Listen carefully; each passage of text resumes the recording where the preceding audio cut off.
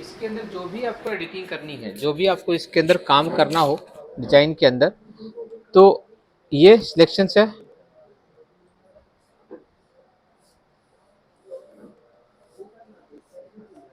ठीक,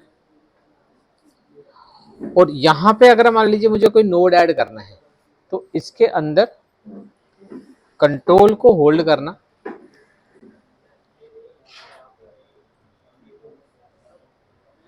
ठीक है, ओके।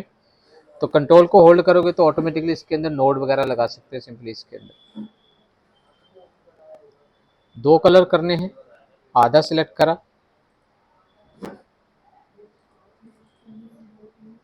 ठीक है, तो ये मैंने इसके अंदर लगा लिया।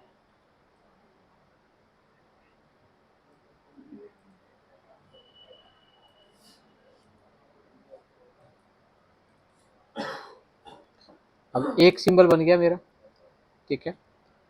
अब माना लीजिए दूसरा, अब मैं दूसरा इसके अंदर कोई बैकग्राउंड बनाना चाहता हूँ, न्यू सिंबल लिया ग्राफिक के अंदर,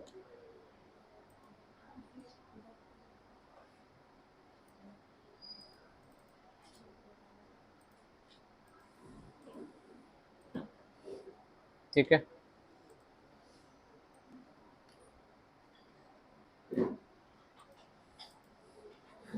ओके। और इसका मैं थोड़ा बैकग्राउंड चेंज कर रहा हूँ।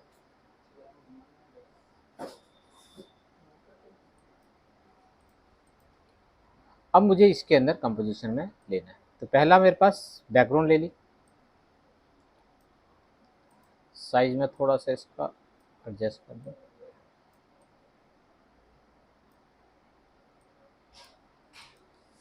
और फिर हमने इसके अंदर दूसरा लेयर ले लिया, और दूसरे लेयर के अंदर हमने अभी तक जो हम लोगों ने मोशंस करा था तो क्या था, की फ्रेम वही है सेम, और दोनों के अंदर एक साथ बना लेना। लास्ट फ्रेम पे मैंने इसको उठा के इधर लिया, और इसके बीच में राइट क्लिक करा,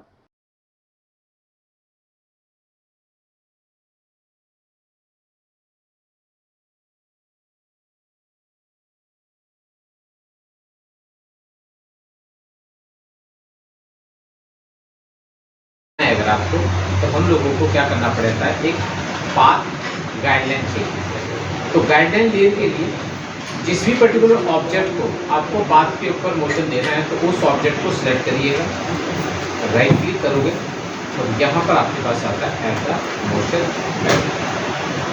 ध्यान रखना है जिसके अंदर भी आपको काम करना है उसको सिलेक्ट करना, राइट क्लिक करोगे, ऐड। तो जैसे इसके अंदर क्लासिक मोशन गाइड आप लोगे, तो ऊपर आप देखोगे एक लेयर आ गया। अब जो आपको पाथ बनाना है, वो पाथ इस लेयर को सिलेक्ट करना है। मैंने इस लेयर को सिलेक्ट करा, और जिस पाथ के ऊपर भी चलाना है उस पाथ को मैं कहता हूँ यहाँ से लेना है,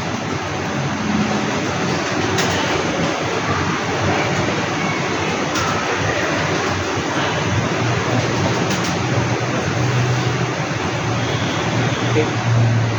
अब फर्स्ट फ्रेम पे अगर आप जाते हो तो पाथ यहाँ पर आ गया, लास्ट फ्रेम पे जाओगे तो पाथ आपका यहाँ पे, इसको उठा के आप इसके एंड पे मिला दो।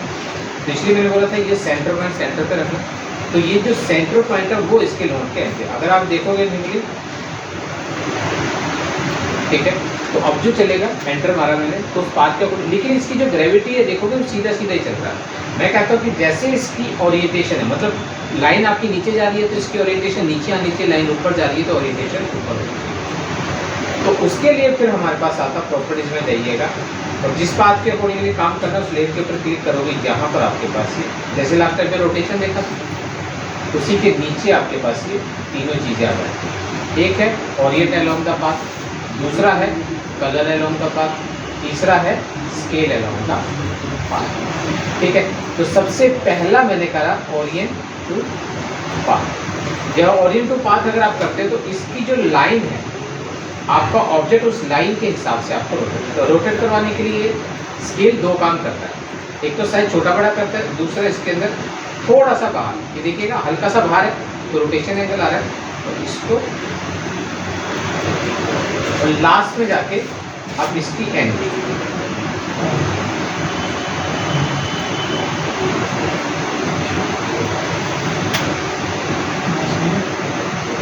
ठीक है, कंट्रोल एंटर अगर आप मारते हैं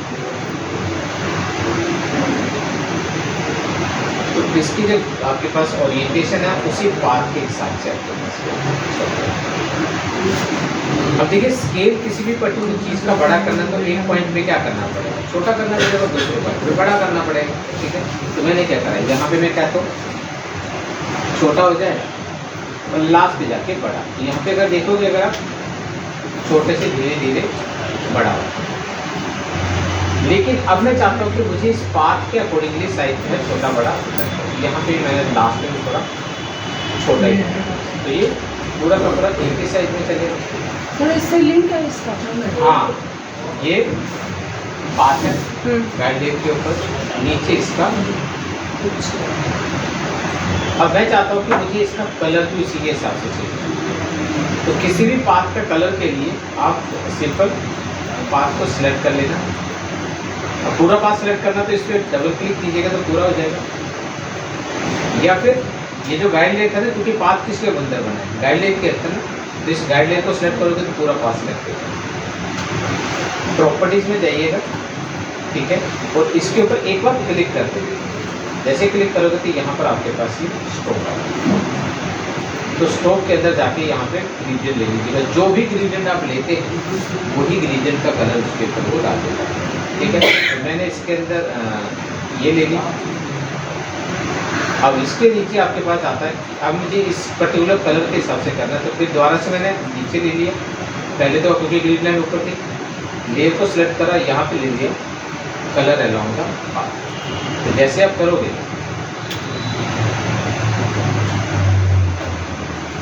तो उसका जो कलर है वो भी उसके अकॉर्डिंगली वो दीजिए। अब मैं कहता हूँ कि स्केल भी इस पाथ के हिसाब से बड़ा होगा, लेकिन इसके अंदर अगर आप देखोगे ध्यान से तो पूरी जो लाइन है, सारी लाइनों का जो साइज है वो एक ही है। तो अब मैं चाहता हूँ जिस बीच में से लाइन का साइज छोटा या बड़ा करना है, तो उसके लिए हमारे पास इसी के अंदर टूल के अंदर एक टूल आता है जिसको बोलते हैं बिट टूल। बिट टूल जो हम लोगों ने इलिस्ट्रेटर के अंदर देखा था कि लाइन को बीच में से कहीं से भी छोटा बड़ा कर सकते हैं, तो सेम आपका टूल यहाँ पर है। तो मैंने बिट टूल लिया, तो मैं कहता हूँ यहाँ से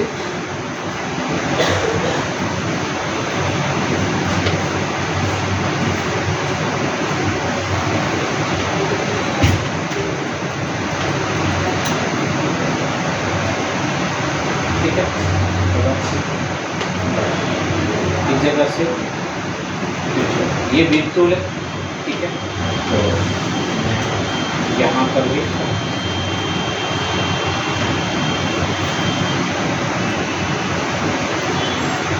ज़्यादा बड़ा कर दिया, बीच में मैंने छोटा कर दिया, फिर बड़ा कर दिया, फिर छोटा, फिर बड़ा लास्ट।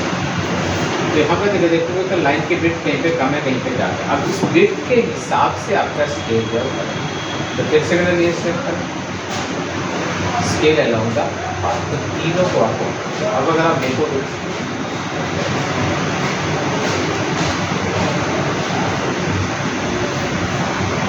ठीक है, तो इस जगह पे थोड़ा सा और बड़ा होना चाहिए, तो ये मैंने सेलेक्ट करा, इसे बिट टूल लिया,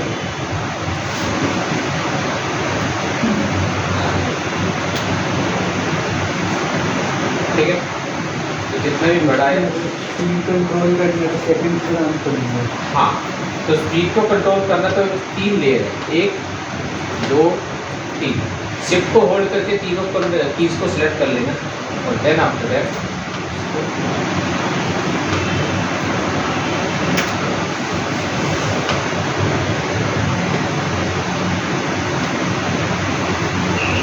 समझ गए।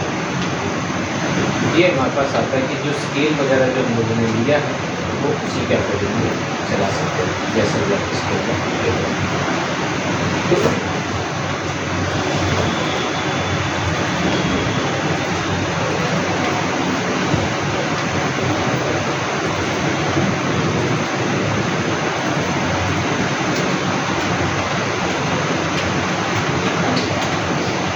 ठीक है, तो ये आपका तीनों को एक बार ट्राई करके देखो, ठीक है ना, ओके।